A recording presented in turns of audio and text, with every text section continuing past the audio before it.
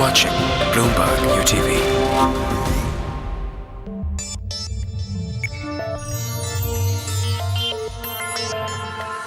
Hello and welcome. You're watching Evolving E-commerce, where we take a detailed look at the industry and also what kind of potential it really has going ahead. How is e-commerce evolving into a major business? Joining us for a discussion today, Dr. Umesh Bahadur, who's presently the Head of Operations and Management at SPJIMR in Mumbai.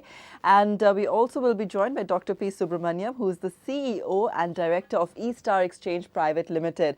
And Mr. Miyajiwala, the Executive Vice President and CFO at Voltas, will also be joining us with his experiences with e-commerce. Let's begin and welcome all our guests. Thank you so much for being with us. Pleasure having you with us today. To start off with, Mr. Subramaniam, what's the kind of potential that you see when it comes to the e-commerce industry? How exciting is it at this point? Because market reports have been saying that it's even going to outgrow the B2C segment. So what's the kind of market share you're envisaging? See, as of today, the procurement market size in the domestic area is around 350,000 crores. This includes government spending, public sector, and the private sector. Now, there is another group, this SME group, which is not yet tapped. Now, as of today, it's about 4% coverage has been through e-commerce applications like e-tender systems, reverse auctions, forward auctions. They have been accounting for around 4% of this huge market. And we expect this to rise at an exponential rate. And in next 5 years, I think it should reach around 12 to 15%. That's what we feel it's going to take off. Right. So, Dr. Bahadur, do you think the next 5 years we're going to grow even faster than we did the last 5? How has, the industry gotten to where it has today? Because it seems to be at a pivotal phase of growth. What are the key steps or significant events that have happened to make it grow? See, of course, in the next 5 years are going to be much more faster, and the growth in the utilization of this process of procurement. People were not very confident about its various aspects of success, and both buyers and sellers were at the same time not ready. A combination of buyer and seller were both not ready in many cases. I would like to do business with the company, but the other company may not be prepared for it. What has happened, how it is so important for procurement, the procurement consists of your price determination as well as the total cost of procurement of the items. Now, the procurement cost itself is going very high because of the global marketplace in which industry is working today. It is not a question of just having as known suppliers and have a close list of suppliers with whom you deal. One is playing in the international market, and time is the essence. And therefore, e-commerce is a process where you are able to get, by having a large marketplace, you are able to get the price determined at a very fast speed.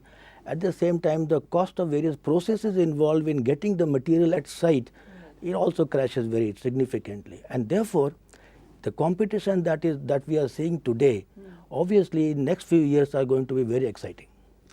I can see Mr. Subramaniam nodding in agreement there. But tell us, Mr. Miyajiwala, in your experience, are these some of the advantages that have worked for you as well?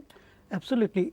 Actually, the reverse auction methodology we have adopted very recently, but we have seen great advantages in adopting this particular methodology. One is that the system is very transparent, so nobody can fool around with the prices that you get.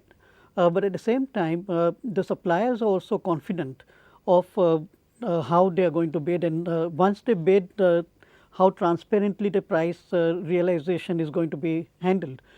The number of suppliers can also be discovered by going through e-auction, and we have found that we have not only been able to enlarge the number of suppliers that we were dealing with, but also the prices that we were paying, and we were very confident that we were getting the best prices in the market.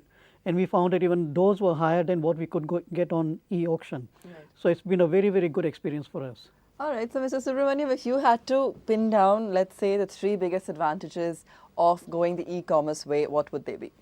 First and foremost would be the price efficiencies which are achieved through this process.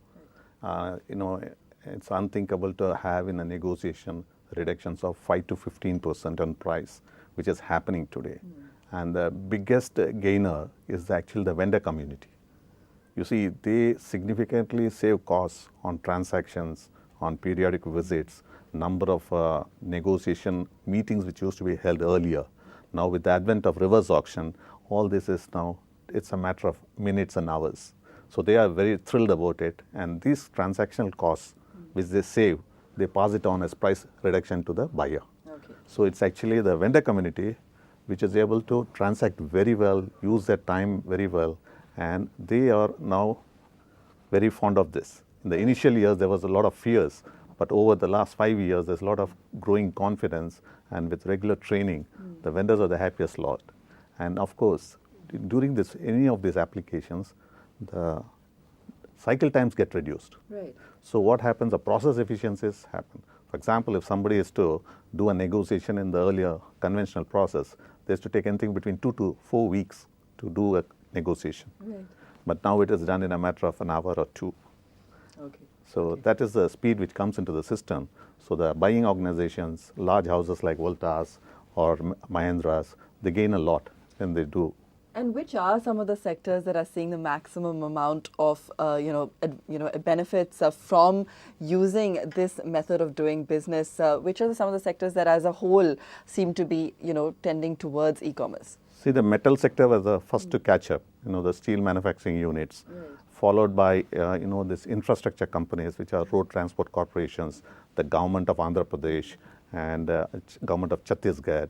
So all these people are catching on. Now, if you say industry per se, now it's automobiles, infrastructure, and the oil and gas and metals. These four have already started the journey in e-commerce. Okay. The others are yet to catch up, and there's huge potential. Okay, so tell us a little bit more, Mr. Miyajiwala, in terms of maybe a specific instance that you can recount, where, you've actually managed to, perhaps you or a colleague has been surprised at what you've been able to achieve through this. Normally, the process we follow is that there is some initial negotiation with the suppliers, and we determine the lowest price possible, and we start the e-auction from that base. Now, when you do negotiation across the table, if you negotiated with 4 parties, that's the end of it. You take the lowest, and maybe you try to push him down a little bit. But when the vendors find the prices moving on the screen, they have to take immediate decision. And particularly if the order value is large, then they have to immediately decide on the price. And we have found that what we thought was the best price, we have got further saving on top of that of 5 to 6%. And when the volume is large, like for example, in last 1 year, we have moved from almost 0 to 300 to 400 crores of purchases on this platform. And I think as you gain experience, people who are in buying, they also feel enthused by the kind of savings they can have. And there are companies I know of which have decided that no purchase order will be released for any item, whether that be stationery or large commodities or whatever, unless it is backed by e-auction documentation. Dr. Bahadur, would you like to add anything here? See, the success of e-commerce lies to a great extent on the buying community. The vendors are really delighted, as Mr. Subramaniam said, that the time has been compressed and there is a fair competition and it is visible. But the success of e-commerce depends on the buying community. The buyer has to establish the trust, which is very important. And one of the key to success of e-commerce is the buyer establishing the trust in its processes and in its ethical business practices. These are two issues which are very important for success of e-commerce, and it's spread at a fast pace. All right. So, like with any industry, there are always, of course, plenty of challenges that also need to be tackled. How does one now move to an even faster pace of growth? Those are some of the questions that we'll answer after a very quick break. We leave you also with some excerpts from conversations that we've had from other members that are actively involved in e-commerce. We spoke to Mr. Bhargav, the director at Empire Industries, on his experiences, and he spoke in particularly on the reverse auction process. Let's also hear him out. Reverse auction, in my opinion, is nothing but it's price negotiation online. And as you know that e-commerce is a happening thing in India now. It really brings in a lot of transparency, and the process generates market determined prices. That is the reason it's very good for price negotiation. This e-option is still developing in India, but of course it has really taken big leap. Take for example the travel industry. This e-option has grown in last 1 year to almost 30% from 5,500 crores to 7,000 crores as per the information available on the net. If I look at the corporate sector and the organized sector as such, as far as about 8 to 10 years back, most of the companies were on the manual mode. Like there will be a team of people who will be discussing and negotiating, all this process would be gone through. But now, at least as far as I know, I have seen it growing to the level of 90% to the areas I know, because it has really shaped up well and it has been well accepted across the corporate sector.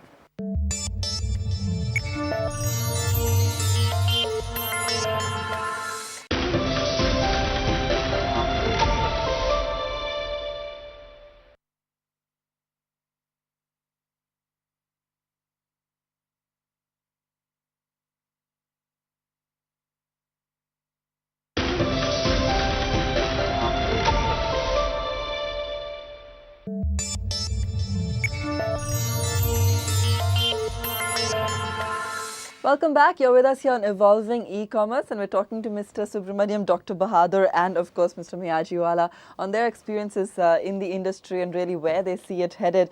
Dr. Bahadur, we were talking now about what kind of challenges lie ahead for the industry. Before we get to that, also tell us already from what we've seen, what was the initial resistance to e-commerce? Because I think many of those fears or initial hesitation from certain parts of the industry still exist. So what are some of those barriers?